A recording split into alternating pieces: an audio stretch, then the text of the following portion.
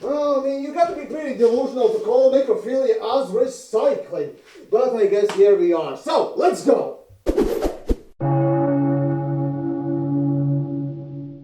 It was 2017, and after a 6-year effort, my channel reached 20,000 subscribers, and I realized I could make this my job. It was also curious that at this particular time, Fronted Developments organized their first, and to this date, last expo. It was the first time I traveled anywhere alone, let alone to the casual stab nation of Britain. However, I not only managed to talk with my fellow creators, but also actual developers about the game and its features. The show of the new content as well as the future of Elite Dangerous was rather interesting. However, here's where our story begins, as developers were talking about the end of Horizons as well as the future that was the Beyond.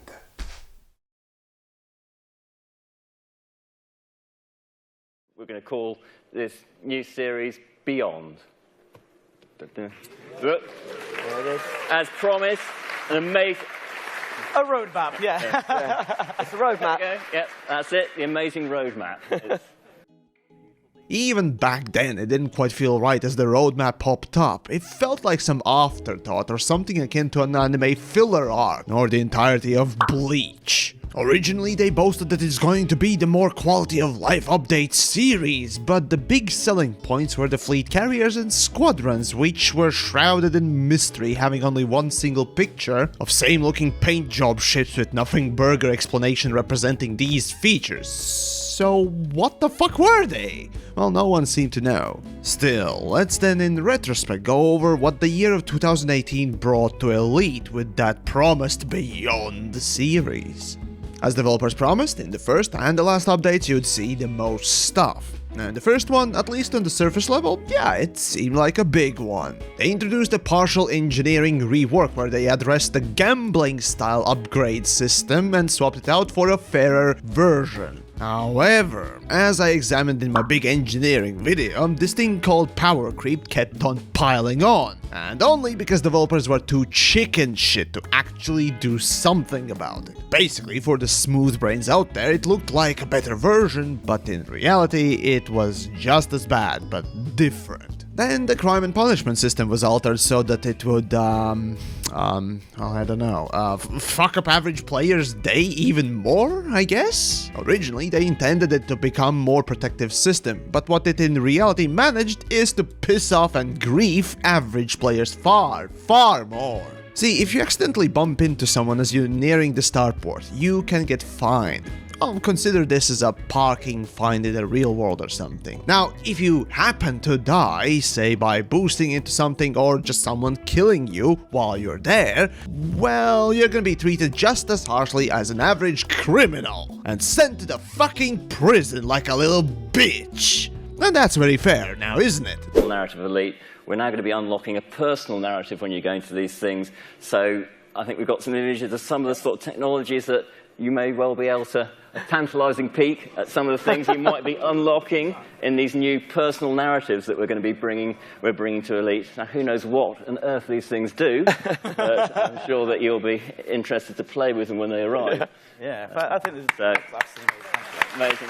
Then we also got the personal narrative, or simply put, a marketing slogan from the developers that in reality simply meant more grind, in the form of tech brokers. Here I'm happy to say that I made this marketing slogan into such a pathetic joke, mocking the use of it the developers themselves stopped using it. Haha! And finally there were some planetary visual changes, and that was the good one, I guess. Then in the middle of the year we got some new ships and wing missions, which make as much sense as putting fresh fish in your shoes. See, even after talking with developers who actually worked on wing missions, their logic was incredibly questionable, that I'm still left confused. Basically, while you can share specific missions, no matter how many join, everyone's getting the same money. Basically put, there is no big reward that later can be split equally among the party members. No, it's the same pay for everyone, so instead of having potential to do a solo wing mission and get that big pot all to yourself, you have to look for 3 more idiots to join so that money is not wasted. This genuinely is unfair and unfortunate fun to this day. And finally, at the end of the year, surprisingly, we got some rather great quality of life changes, mining at additional tools that made it the top earning gameplay, which people really liked and rejuvenated the whole segment. The same thing with exploration, adding planet probing not only gave extra money, but far more importantly, finally revealed exact locations of interest points such as geological sites or even alien structures on planet surfaces. In this series, I already mentioned before how idiotic not having in-game tools like this was. So finally, after 4 years, now people could finally properly explore. Yay! Anyhow, the last feature that was added to the Beyond was the illustrious Squadrons feature, which turned out to be a semi-guild system, and trust me, we'll go deeper into it. But for now, that's the gist of what Beyond was as a supplement for Horizons, but those fleet carriers got delayed for the next year. Now, Beyond, especially in retrospect, kind of feels like a bunch of features that got cut from Horizons, so that Frontier could send most of their workforce to work on something else. Maybe it was Odyssey, but now seeing its results, well, I'm kind of doubtful.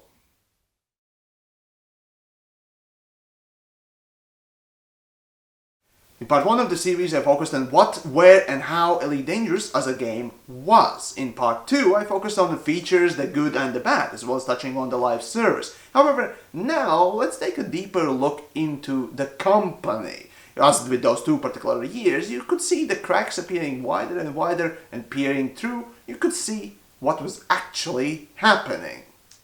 For the whole 2019, the game after Beyond ended was left in a rather malnourished state, as developers had no roadmap, no announcements or even promises of any kind of content, except for saying, "The new paid era is coming." Yet this is a live service game, isn't it? However, first we need to take a look at Squadrons, the feature that would bring in-game organizational presence of already established player groups. It seemed like Frontier finally realized what their community was and what they needed. In mid-2018, before the last Beyond update was released, Frontier Developments not only invited but flew in, under NDA, community members from across the board, player group leaders, creators and streamers, for seemingly one purpose: to get feedback on Squadrons and fleet carriers, as well as other upcoming minor features, to get these features correct and spot on with their help.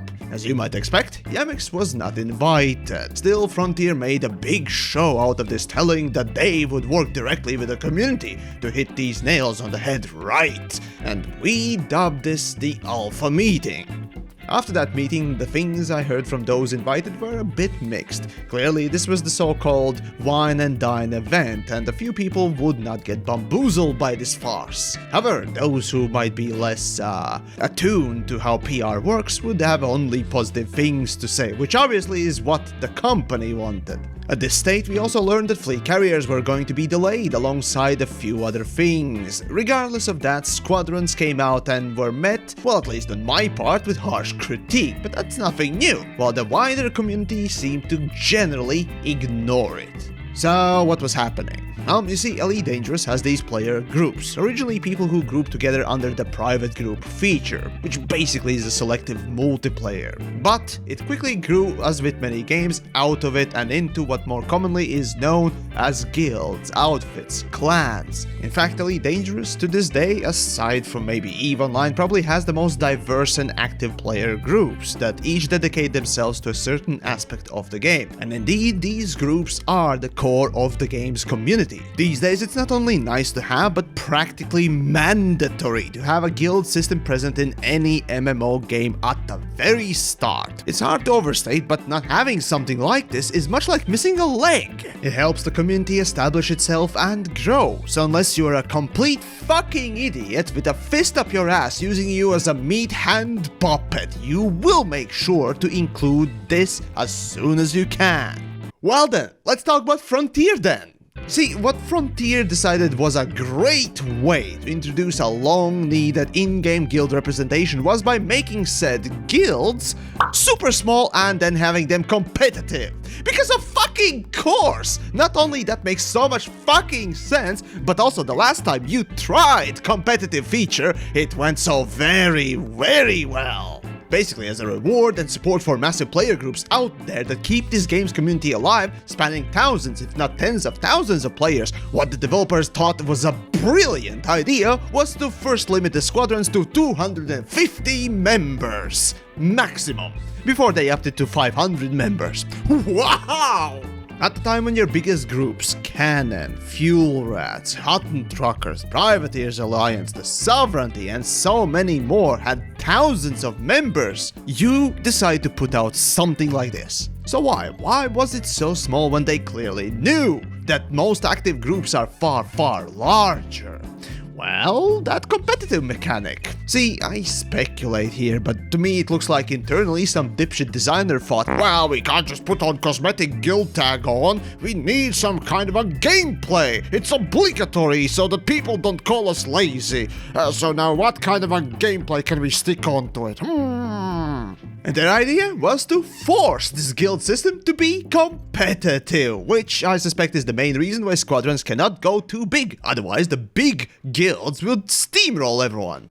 Here's where the first red flags came from. Fact is, if you join a guild system yourself, you will pretty much quickly know that even the most competitive guilds out there, they're not 100% competitive. Fact is, most people join guilds because they want to just play with like-minded people and have this thing called fun. This is clear to anyone, but it seems that no one in the fucking company had ever played a fucking game if the Squadrons, the way it was the best foot forward. Was forcing the players who sought out like-minded people to play with and simply enjoy the game to do mandatory competitive bullshit a smart idea? Really? Is there anything in Elite that screams that a game which has multiple player modes for no fucking reason and has the worst type of netcode possible, which resembles a dying coyote, really the best subject for competitive play? What the fuck are these idiots thinking? Have you ever played your own fucking game in the last 4 years?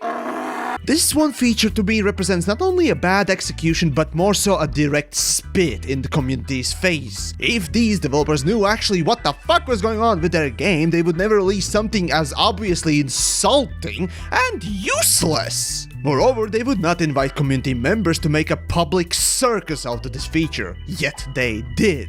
And all that so that they can attempt to kill two birds with one stone, one being free positive press coverage and the other showing off that they totally listen to the community, which before was a growing concern from the community and often voiced criticism from fans.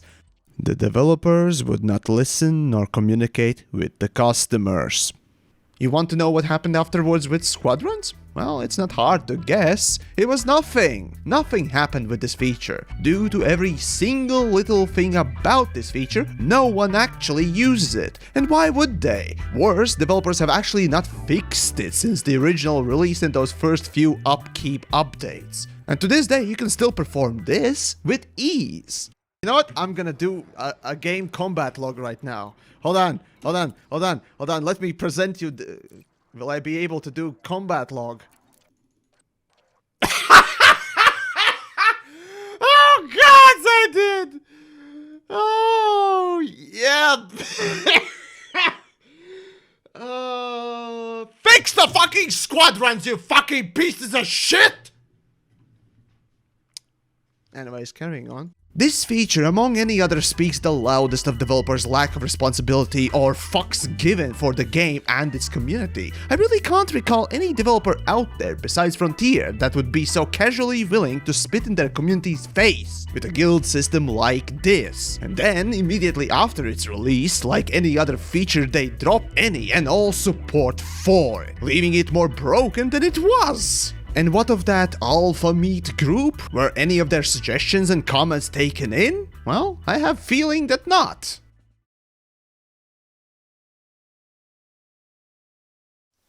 But what of the future? Well, you see, in mid-2018, Frontier did share a particular news piece with us. Now, Alright, so we do have an exciting piece of news to share today that we have not shared with our community. A while ago, our development team went from pre-production into full production of our next major milestone for elite development. As for 2019, overall it was an aimless period in general for the game. I dubbed this time the Big Drought, where nothing happened nor did the community get any more information on that new paid era. The only thing that we had to look forward to was the fleet carrier released at the end of the year, and even that got delayed for 2020. Instead, the most notable thing in that whole year was one seemingly small update in September. See, in 2018, during Beyond, even before that, by the end of Horizon's expansion, you could feel that the content released at the time did not feel like what even 20 people was working on, let alone 100 or so that the Frontier had for Elite. So clearly, the work was already ramping up for the space legs with that new paid era that would become Odyssey. That, or they simply sent most of the developers to work on another Planet Zoo Tycoon dinosaur game or something. Yeah, I wonder. We've got our initial large release, so this is obviously going to bring some of the new core improvements, expanding the narrative, and some of the new features. This is just a stepping stone towards a much larger update that we're putting out in Q4. And all that left the ongoing game and its updates barren and empty. However, even that, Frontier managed to fuck up royally. September update 2019. Frontier introduces a new livery system so that the fancy low-effort microtransactions could be displayed in a more appealing way. Alongside that, they also introduced the monopoly money currency for the said microtransactions so that they can obscure the real value of what the people are buying and how much they're spending. This further exploitative method is a super common thing in today's gaming industry, yet nonetheless, it's disgusting and abusive, so fuck you too, Frontier. And while I made my comments as well as a whole video on this matter, the happy-go-lucky whales were so quick to shout down any critique about this abusive, exploitative, disingenuous mechanic as something that they liked. Cause Frontier would piss on them with small amounts of quote-unquote free, abusive monopoly money every week. And yet, it still was not the worst. Due to technical debt the game had incurred either due to lack of competency or rush order development style, despite that library system not being connected to, at first glance, to anything else or rest of the game, this update as a whole introduced numerous game-breaking bugs and issues. For example, if you had a certain clipper cosmetic, you would be unable to make a hyper jump and become invulnerable if you tried so. No, I'm not even kidding, they removed that thing for a while until they fixed it. Safe to say this was the culmination of every other update before, and this finally was the breaking point. The community finally had enough of the bullshit updates that seemed to be breaking more than they fixed. And then we needed to wait for 2 to 3 weeks extra for the company to unfuck itself. More and more questions started piping up like, do these people even test these updates? How hard could it be to release an update that simply works? So, in light of all that came an open letter, signed by many community members, second of this kind. Due to lack of communication and degrading quality, this letter asked for improvements, chief among them being more communication from the company and open betas for every major upcoming update, for which we only had 2 until Odyssey launched. It's worth noting that the letter was rather large, yet the developer official response, a lengthy one at that, came only a half an hour afterwards, which I suspect you couldn't quite write in that time and of course check for spelling mistakes and all that stuff, so clearly somebody was feeding these developers this unreleased information. Regardless, they were quick to prepare apathetic excuses and promises. Already this shows that someone was more concerned of doing damage control than actually making a positive change in their company, but I'll let you decide on that. As for the results of these promises, well, some of the things did happen, like those open betas, but soon after Odyssey information dropped, and in the hype of everything, well, the promises to communicate more and said open betas seemingly had been forgotten. And this would not be the last time we would see Frontier mention the phrase, "We promise to communicate more," and "We promise to do better," and of course, "Our game is great and with great community," though this quote would be always used first. Let's then skip to 2020. It was time for the fleet carriers. Now, see, back in 2017, the public had no information as to what even it was. Just as an extra little treat, we're going to allow Squadrons to purchase their own fleet carriers. So these are, yeah.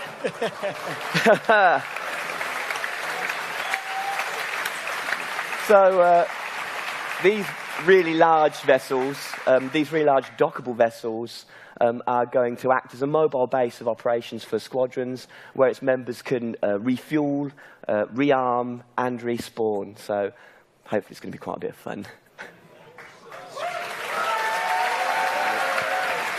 Popular.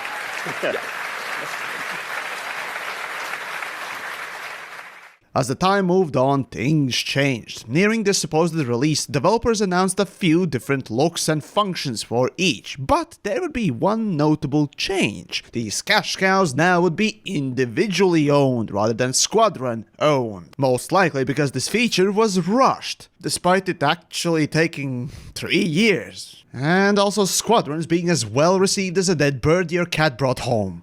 Bang for your buck kind of in a sense. And not only that, they're individually owned. Yep, absolutely. These are yours to command. Yeah, we've done away with the association with Squadrons that we originally wanted to have a go at. But yeah, we want to give these things to you individually as players. So that means multiple in your friends group. Even if you don't have a squadron, you can have a bunch of carriers that are working together, or you can have a sort of a whole fleet of fleet carriers for your squadron. Whole fleet of fleet carriers, that's quite a mouthful, isn't it? It's an amazing idea, having all of these fleet carriers for everybody. My personal question was why? Why this change? Yet the closest to clearly communicated answer and information was never provided. We can see the first real attempts at better communication here already, right? All they basically said was, "We give players choices." You know, that kind of bullshit rhetoric. But okay, if communication to them is as alien of a concept as clearly spoken and pronounced English is to the Brits, well, at least they did come through with the public open betas for the new update. As it turns out, they further decided to downsize fleet carriers, and now those other versions, all but one, are now gone. All you got is one type and it does it all.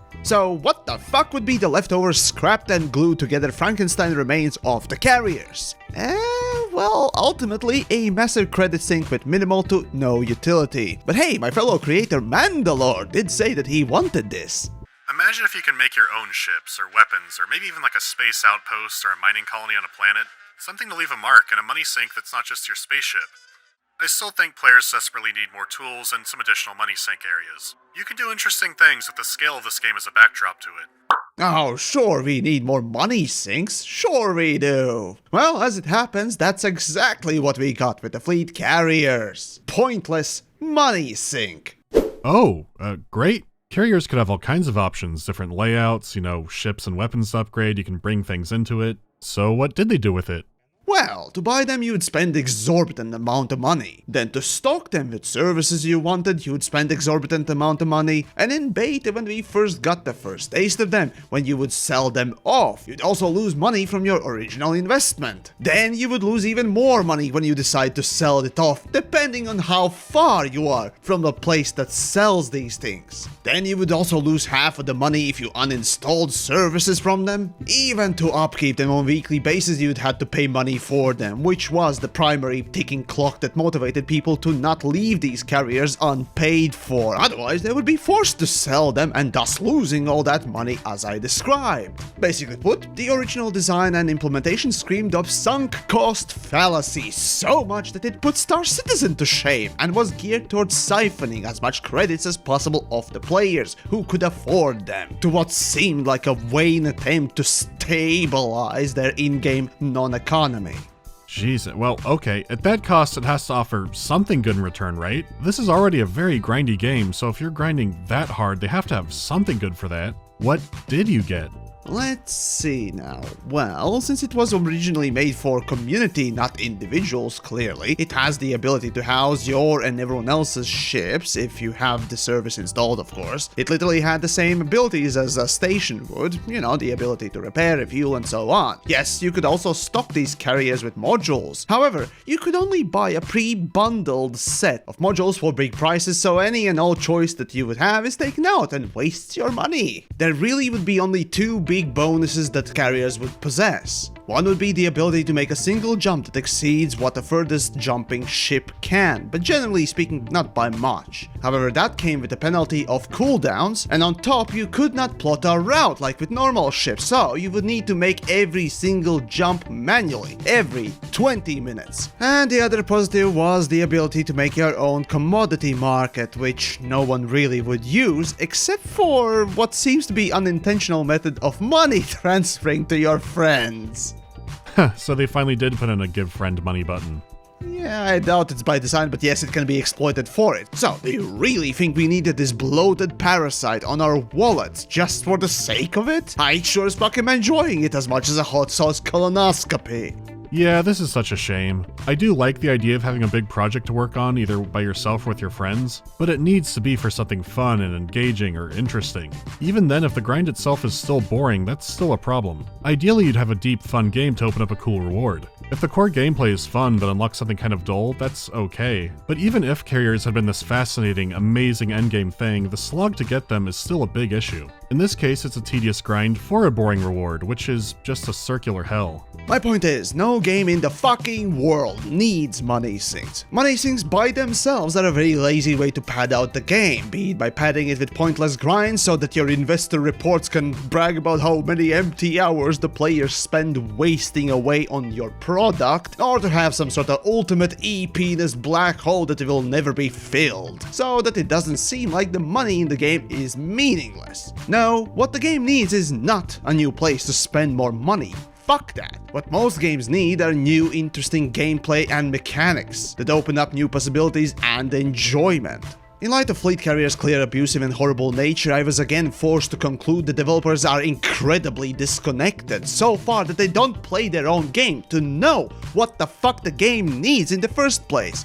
Players do not need a goddamn wallet parasite. Yes, people have accumulated super vast amounts of credits, but has any developer ever wondered why people are compelled to do that? Is it not perhaps something to do with the fact that the game from the very start conditioned players that the grinding is the way to succeed in this game? This one massive space whale of a feature should have told these idiots plain and simple that the abundance of money is not the problem. The fact that the game does not respect the player's time and everything feels unrewarding and highly repetitive due to lack of balancing, which sours the experience, is the case. With this release in debate, the values originally developers intended for fleet carriers and how money siphoning as well as punishing they were only led to pointing fingers on the real reasons why this happened. Developers don't play their own game and lack any understanding of what the game has become. This was the disconnect.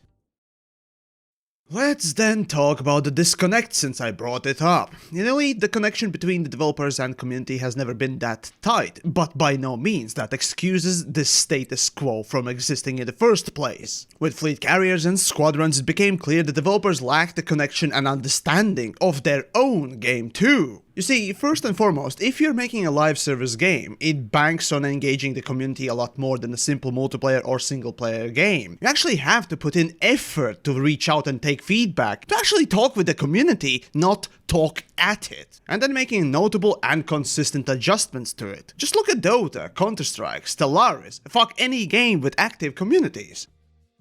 At this point, it's inescapable to mention community managers of any game. Their job is literally in the name, and with Elite Dangerous we had some interesting examples over the years. The first lead community manager for Elite was Ed Lewis. Being a musician and all-round used to the stage, the man knew how to be interesting on screen, and what made his presence more genuine was his rather notable knowledge of the game. By no means an expert, it was at times deeper than an average player's. You'd think that it's obvious that developers, especially the team members who are presenting something to the public, should be knowledgeable about what the fuck they're making in the first place, but without naming anyone, I can tell that it wasn't the case in front of the development's house, so Ed almost felt a bit out of place. However, if I have to critique his time at Frontier, it certainly would start with the official presentations and streams. See, in 2014, when the game launched, already in Twitch you could see how games are streamed and how much effort a single person can display in such broadcasts, at least on the technical level. So it was quite questionable that it took the company this long to establish a proper set, as well as overlays, not counting the technical issues that appeared simply due to not having someone off camera checking for sound as an example. Also, during this time I was coming up as one of the more prevalent creators. When contacting the community team, it was always Mr. Lewis that was last to answer, if at all. Still, I chalk it up as him being extremely busy all the time. Still, one thing I could praise Ed for was that he actually took the initiative to contact different parts and groups of the community for their casual weekly streams. Not only for the fun, but more so to promote diversity and uniqueness of the community. It really felt like with his lead they tried to support and grow the fledgling groups, despite my work never appearing there. Anyhow, there were additional community managers in the company that eased the load as the time moved on, which brings us to Ed's successor, Will Flanagan. See, when I needed a question answered and a giveaway key for some streams, Will was always second in the charge that I always managed to get in touch with, well, more or less. While he noticeably was less comfortable in front of the camera with a lesser presence than Ed, Will still tried to fit in the shoes that Ed left, and while tried to do the same things, ultimately you started noticing less and less community involvement in the public posts, as well as the streams as the time went on. This is also where I started noticing a trend where the company shifted to a salesman mentality. Instead of supporting the community and growing it, now they would start using it. However, my biggest issue with the Frontier community management through the years was definitely the lack of communication. See, as a piece of shit critic that I am, for my work I tried to contact developers to ask about certain features or design decisions. You know, to officially inquire about how, what and why, to not only gain greater understanding myself, but also to inform my fans and viewers, their customers, about the game that they're making. To this day, it almost feels like I was the one asking the most questions, and the fact that I got very few answers already shows their willingness to communicate. This issue remains to this day. Whenever it came to answering community questions on forums, Twitter and more, Frontier as a whole seemed to always be closed off, despite having several outward-facing figures on staff. Whenever a content creator or streamer tried to get in touch with the community team to ask questions about the game so that they could better explain it to the Frontier's own customers and teach their fanbase about the fucking product, all of us were met with deafening silence. So when your influencers can't get a word in edgewise, what are the chances anyone else in the community is being listened to? I'm not sure who it was that instigated this, but nowadays whenever Frontier decides to work with any of my creator or streamer peers, it's only when they want free PR from them. That was the case with the so-called core creator group before Odyssey and that alpha meet before Squadrons release. The company will look at those influencers in their community and see them news or advanced information on upcoming events or updates, so that not only these creators would feel privileged but also would produce free promotion for the game and thus driving the sales. Long gone were the days when Ed would poke one of the community groups or creators and invite them to official streams to promote diversity and uniqueness because of their work. Now whenever a company comes up to you, it's purely because they need you to sell their product and nothing else. And Frontier is not shy to attempt to bribe those creators as well. Remember those fishbowl pelican cased things before Odyssey launched? Remember that insider group perhaps? Oh, and speaking of that insider group, or the so-called core creator group, I was not invited, obviously, and that's fine. They can favoritize, or considering that only a few creators were not invited, be exclusionary all they want. What shocked me was how blatantly free PR and free salesman vibe that group was, whether they intended it or not. See, Elite Dangerous community is rather friendly, as you yourselves say. You see, we do talk to each other, and, well, when it comes to this particular, group, shall we say, well, consider this only as a rumor. However, let me tell you an imaginary story. First, let's say you find in your inbox an invite to this group. You are giving the whole spiel about bringing creators together so that you could have easier access to the developer team. Additionally, because you are the chosen one, the company would send you some neat gifts as a welcoming basket that may include something like an Elgato Stream Deck, their official merch, and other knickknacks. On top, you're also promised pre-access to, well, whatever may come in the future of the content, before anyone else. So, if you were not convinced to toe the company line by these gifts, this hierarchy certainly would not only further encourage your cooperation, but also act as a semi-threat to remind you of your place within Frontier's grand scheme. Now, I'm being rather dramatic, of course, however, well, it's more fun that way, so, well, forgive me and rather take it with a grain of salt. So, moving on. Once you arrive in this group's Discord server, you could expect to see Frontier representatives popping in, sometimes less than 24 hours before a new update on, say, Odyssey is dropping, and asked, I meant encouraged to make videos on it. All of the information that you're provided are exactly the same that the public will be getting. So all you get is sometimes very short notice to prepare a newsreel with no additional information, despite having been promised a bigger heads up and better communication with the developers.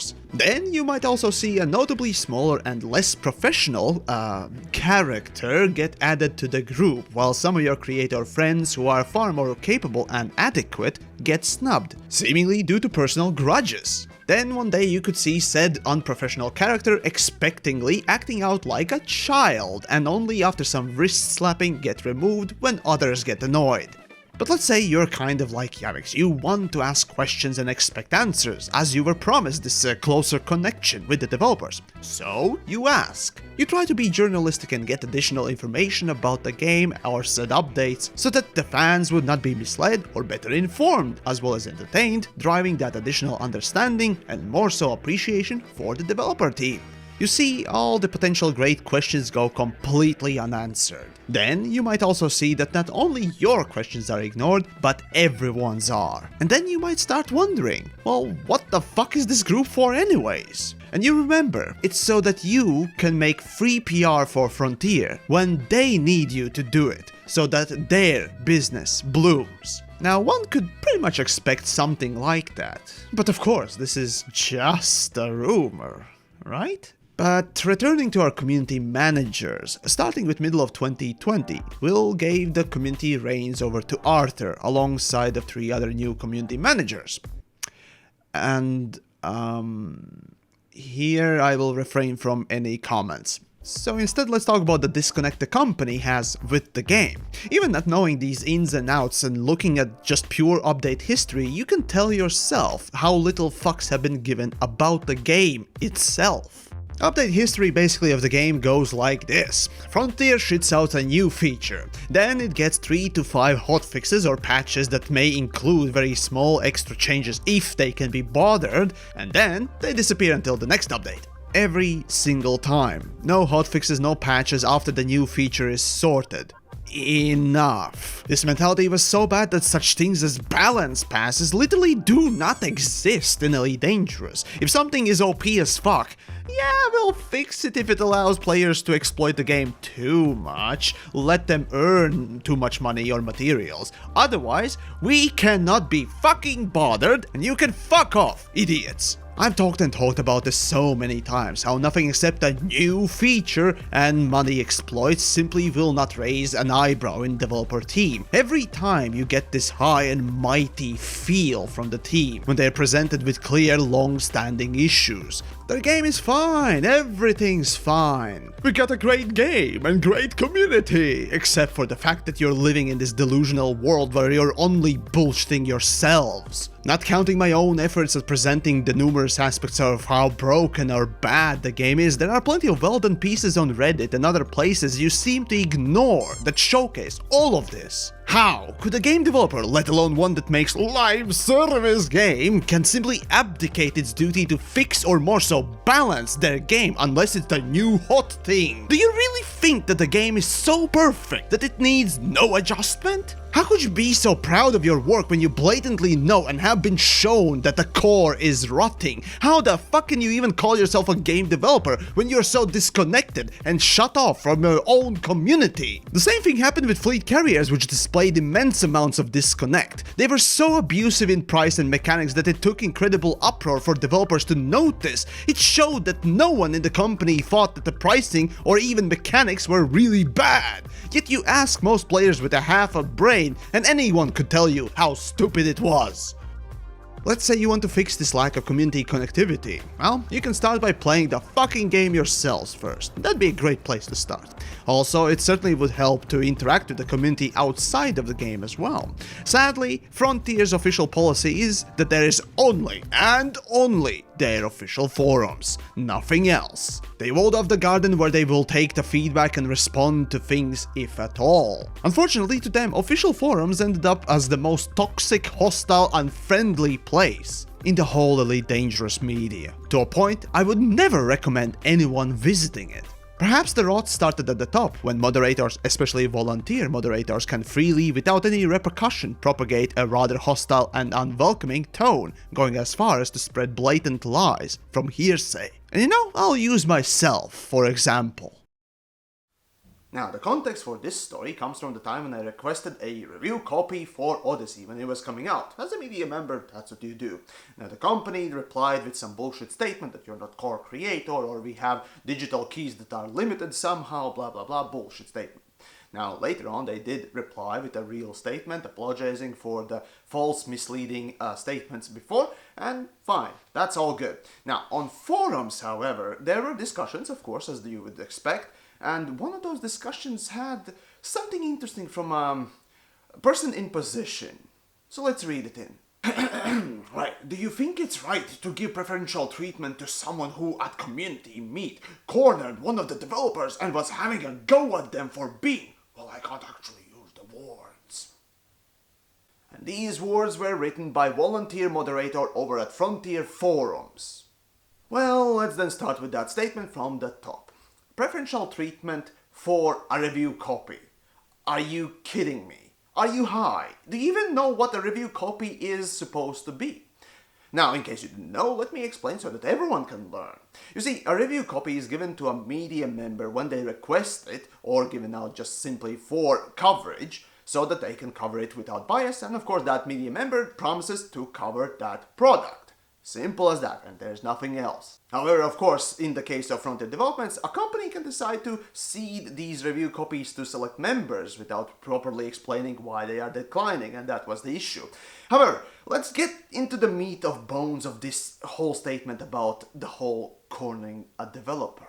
So first things first, I haven't been to that many community meets in the first place, so it does perplex me when on one hand I can count all the instances I've been to such events, that something like this had happened. You see, whenever I inquire about the game or talk with developers, I always try to be as professional or journalistic as I can to inquire about the product and the game, to gain a better understanding about their work, and perhaps grow a respect for that said work.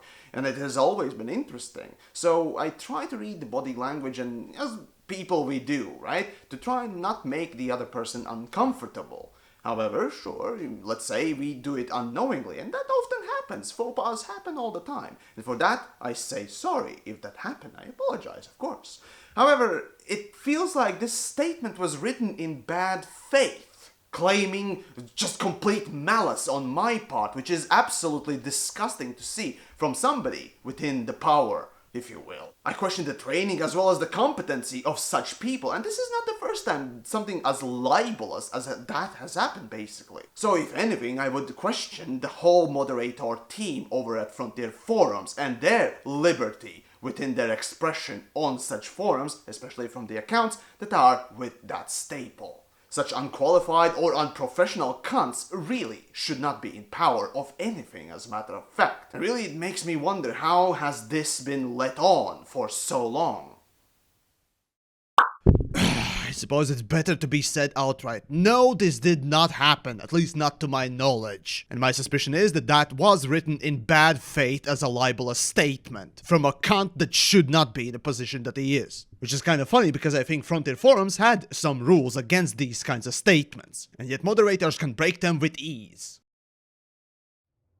But even that aside, when it comes to Elite Dangerous and its forums, maybe developers read it, yet interaction, especially back in the day, was minimal. Moreover, the Reddit side of things, where you could argue the site is actually far larger than the official forums, is left completely untouched. While developers say, well, we read it, I doubt that. See, Reddit is far too large to be ignored, and it's a true disservice to everyone to leave it as such. To communicate with the community, it's not just telling them something, it's also to make sure they know you have listened. On official forums these days, it's a little bit better thanks to one specific community manager, props to you, but making your presence known on Reddit by an odd comment here and there from time to time, same with Facebook, Instagram, Twitter and more, makes far bigger impact in community's morale than you know. Imagine a military officer in trenches. Would a unit follow someone and trust even that some asshole that is sitting in a tent away from the battle, while only taking information from one scout boy and no one else?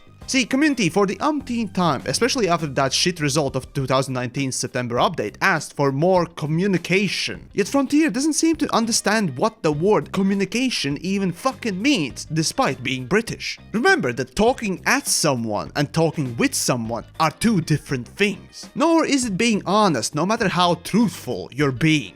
And I urge you to think on this sentence. Same with creators and streamers. When they come to you asking for information so that they can pass it on and inform your fucking customers, guess what the fuck you need to do? Like for example my yearly 100 question thread on Reddit, where I openly try to get developers to come and bring insight on some silly and some more serious and interesting questions without any gotcha style bullshit, with an honest, upfront attempt to get something going.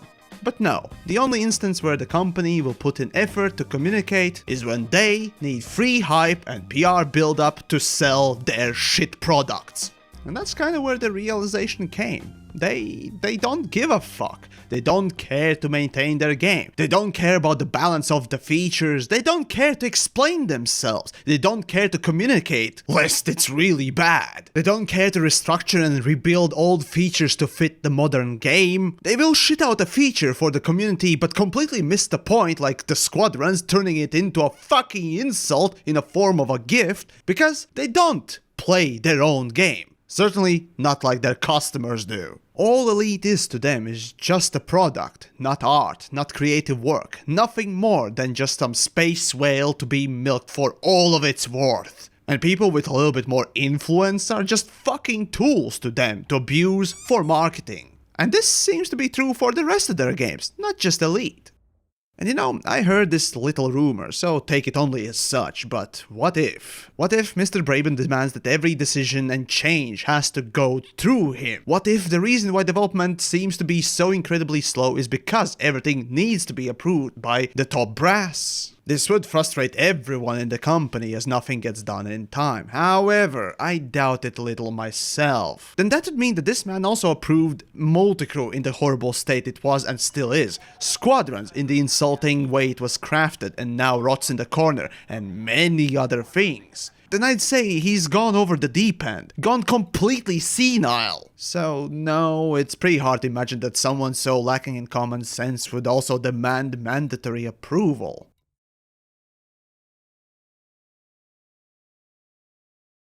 Well, starting from 2018 up until the 2020 middle of it, when the Odyssey circus started picking up, well, you see, this period in Elite's history felt, well, shall we say, the most enlightening. Beyond series in the Frontier Expo when it was announced looked like an afterthought, and if some rumors are to be believed, it was nothing more than delayed features of Horizons with a coat of paint. Considering how empty Horizons got closer to the end, I frankly would not be surprised if this was true. Still, it did try to bring in some quality of life, and it did succeed like a drunk attempting to get an erection. Still, every step, every time you would see cracks appear wider and wider due to shoddy and often downright questionable quality of of each release that needed tons of fixes afterwards without fail. But worst of all, I still can't believe that these developers, these designers actually thought Elite would benefit and use a miniaturized guild system that was made only for competitive leaderboards. Now that's a proper spit in the face.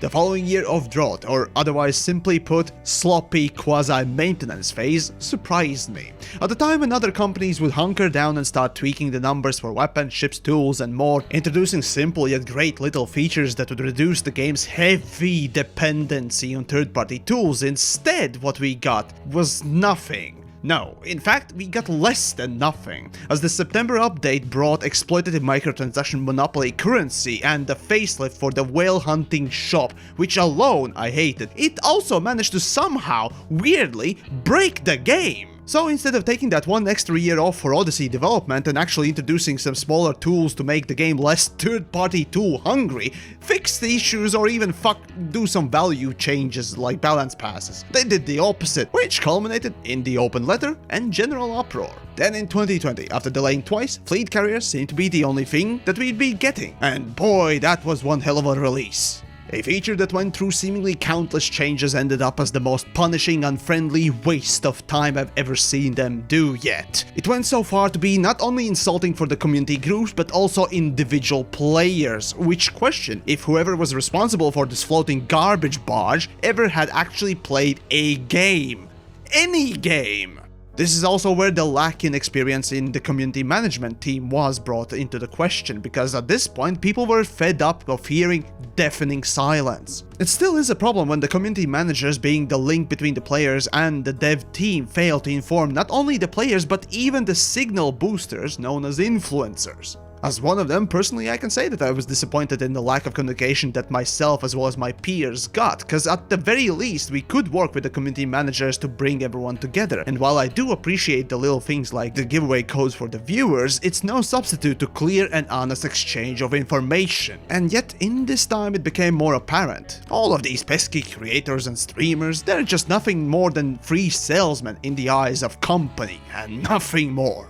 Developers themselves never poke their heads into forums, Reddit or anywhere else aside from personal accounts unrelated to the game, leaving community manager team to either by mandate or by happenstance to fend for themselves. No wonder the development team felt disconnected from the community, which basically now is a staple of Frontier developments as a whole. The dev teams are insulated to a point whenever the poor fuckers get to appear on the camera, they barely know what the fuck the game is even all about or what the community does, let alone know how to fucking use the software they have designed. All of this points to one clear message: Frontier is here only to sell you this product. People working on this are literally contractors being paid by the hour. And then you wonder, why the fuck the toilet in this new $1 million mansion is crooked, all the faucets are loose and the builders forgot to put in electrical wires. The foundation of this house was made competently, if a bit shoddy. It still is impressive. However, the longer this construction lasts, the more incompetent the work gets. And then you end up with some idiot in charge that uses the blueprint for toilet paper.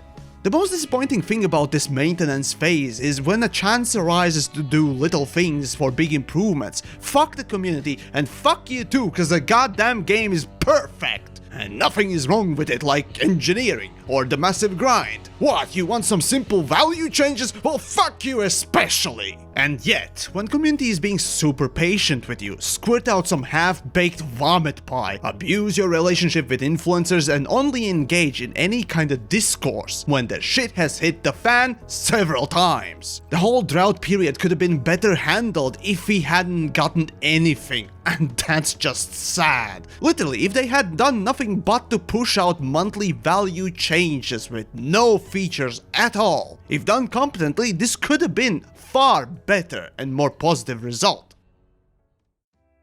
However, this wait was potentially all worth it. The lack of content and growing frustration could have faded away with one big bombastic announcement, finally in mid-2020. After blue balling for 2 years, unexpectedly, we would get the announcement for the next big new era of the game. The Odyssey and mythical, fabled space legs were actually becoming a thing. Would this be the triumphant return to form, smacking that citizen of stars and taking the crown completely of the best space sim out there with no rival? We would see. Well, and that's about it. Well, that basically has taken quite a bit of time. Now, of course, it's something I wanted to release before Odyssey dropped, but, well, time is what it is. Still, I gotta say big thanks to all the Patreons who, well, helped making this, basically. You know, these names over somewhere here. And, of course, the wonderful cameraman. Yes! Snubs, yay! Hey, there's a thumb for you. So, yeah. Thank you all for watching, of course. Do give feedback and all that wonderful stuff. And, well, as always, well, look forward to, well, hopefully for the now last part that is for Odyssey and whenever that comes out and all that stuff. But for now, enjoy the rest of the series and, of course, this particular release.